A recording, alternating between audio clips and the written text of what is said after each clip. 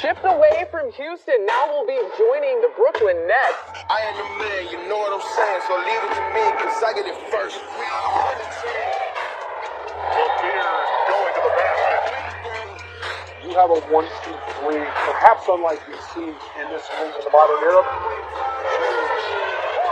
Putting on a show.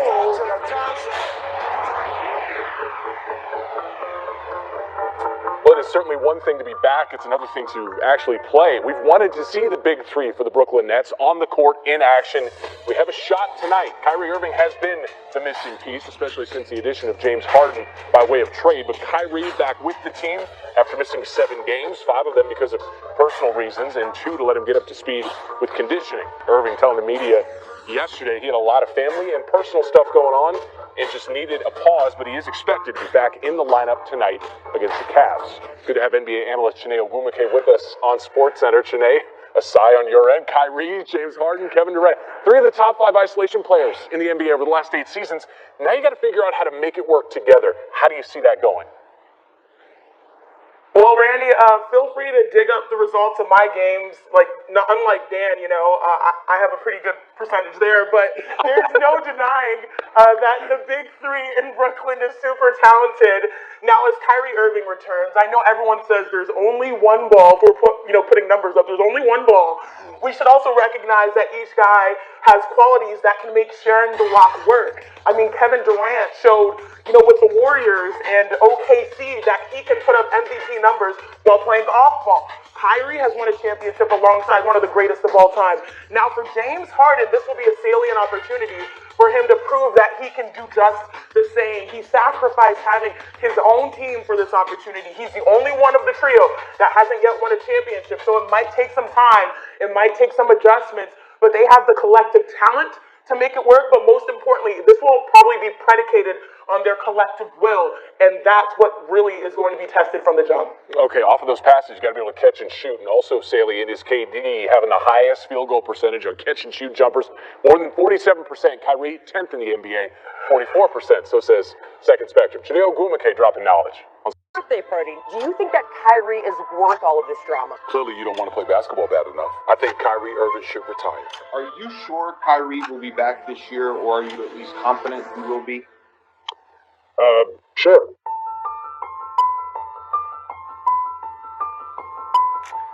Seven games later, more than $800,000 worth of fines and forfeited salary, and Kyrie Irving is back. He will play tonight when the Nets take on Cleveland. Now, this is the first time we're going to see the Nets' big three on the court together, and as you can see here, Big Perk here with us for this discussion.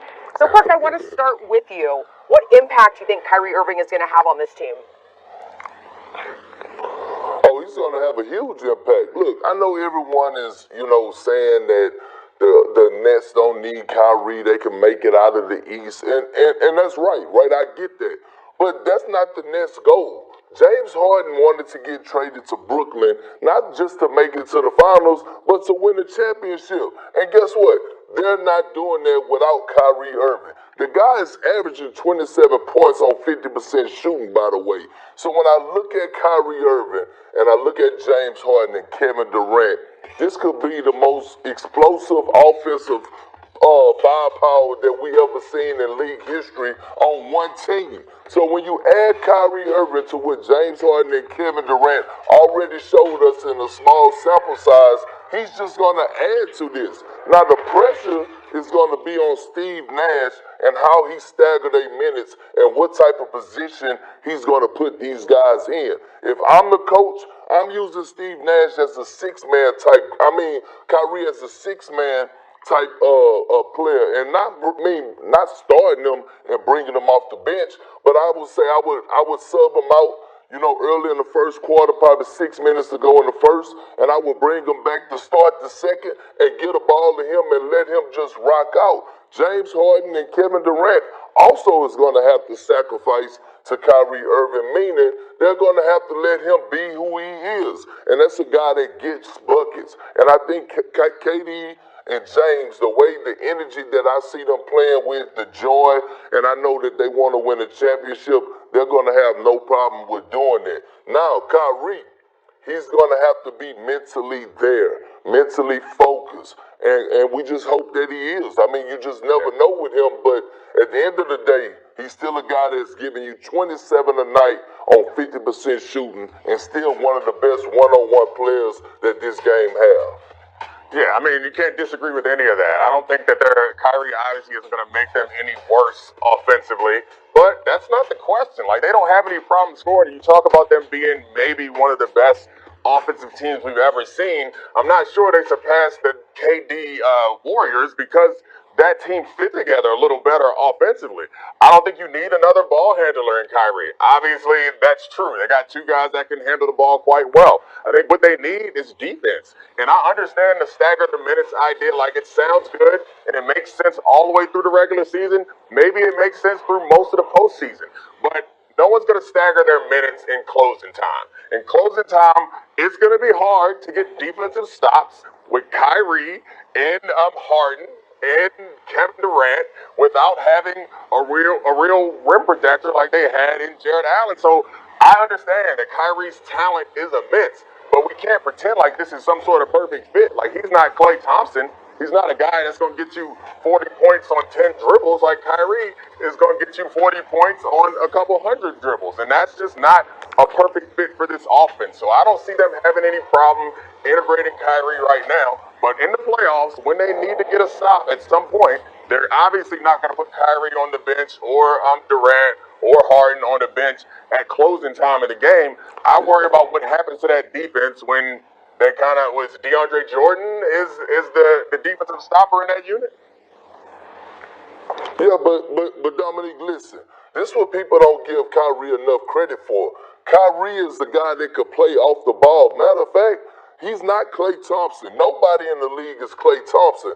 But Kyrie could play off the ball. He's actually a better spot-up shooter than what he gets credit for. And I get it. On the defensive side of things, they may need stops and, down the stretch. But to be honest with you, I don't know if it's going to be a down the stretch. Because if you have this much offensive firepower, the league might just be a 10 or 15-point lead where it might not be predicated on the defensive end of the basketball. And by the way, when you have a team like this that have one goal of winning the championship, Kevin Durant, Kyrie Irving, James Harden, when locked in, they can play defense well enough to get stops because they're going to put up 130-plus points a night. Period. Yeah, I mean, I think that if they're going to win, they're going to have to win by outscoring people because I don't know about the defensive side of the ball. And no one disagrees with you. I know Kyrie can play off the ball. We saw him, obviously, with LeBron. I know he can shoot. He can handle the ball. He can do everything. And they have, they got so much offensive firepower that they can do without any one of those guys and just be fine on offense. That doesn't change the defensive side of the ball. And I know when it's time to close the game, they're going to put their best effort forward defensively, but it doesn't change the fact that they traded away Jared Allen. And so, like, they're closing games with Joe Harris, Kyrie, Harden, and I guess Jordan. And that, to me, that's the biggest question is who's going to protect the rim. Maybe KD goes back to doing it like he did at times with the Warriors. But to me, that's the biggest question is when they go and face the Lakers, what they going to do with AD? And they don't have an answer for AD on that roster right now. And I guess the answer is just keep scoring. You're just going to have to keep scoring. You have to have all your trips down the floor are going to have to end in buckets because they're not going to be able to stop AD. Well, Dominique, listen though, brother. What I'm trying to explain to you too also is that who said that they're done, making changes to their roster? The trade deadline is not till March, so they still could be in the process of making moves. I strongly agree with you that they have to upgrade. DeAndre Jordan is not the DeAndre Jordan that we saw with the Clippers. I get that. And they did lose, in my opinion, by losing Jared Allen. But if you got to give up a Jared Allen in the trade to get back a James Harden, you're doing that any day of the week. Hell, he said it himself. So I don't think that Sean Marks is done. And I think he's going to make other moves or acquire some more players at their center position to help them out and some more defenders. By the way, the kid Brown, he's been playing phenomenal on the defensive end when he get a chance to play minutes. So the one thing that you brought up in your opening kind of opinion that we didn't touch on at all is where Kyrie's going to be at mentally. And that's hugely important because this game, you talk about people being willing to sacrifice. And you're right. I think they all care about championships more than they care about establishing themselves as superstars because they're all already established as superstars. So they'll be able to give up the ball. I don't think that'll be an issue. They'll be fine with their numbers going down. I don't think that'll be an issue necessarily. But what about all that other stuff? Like I think we politely kind of characterize Kyrie as mercurial or something like that. But that don't always fly, and you can't seem to rely on him to be there in those moments all the time because his head is in a bunch of different places. So that concerns me about adding Kyrie to this roster. Or adding him back. And guess what, Dominique? And guess what, Dominique? The trade deadline is in March, so they still got a chance to see what Kyrie is going to do. And guess what? Yeah. He could be on the trading block too. Ooh. And they could get back a whole lot of assets and everything for Kyrie if he chooses not to come in and fit in and sacrifice. So to me, this is an audition for Kyrie Irving to show that he's ready to sacrifice and he's mentally there. Cold out there. Absolutely. Tonight we get our first taste of the Big Three in Brooklyn. It's going to be fun to watch. Brooke, that's all we got for you today, but we appreciate you. Also, I told you during the break, appreciate your son, his skills on the basketball court. Oh, man. He's a stone cold killer. Gotta get him. All right, guys.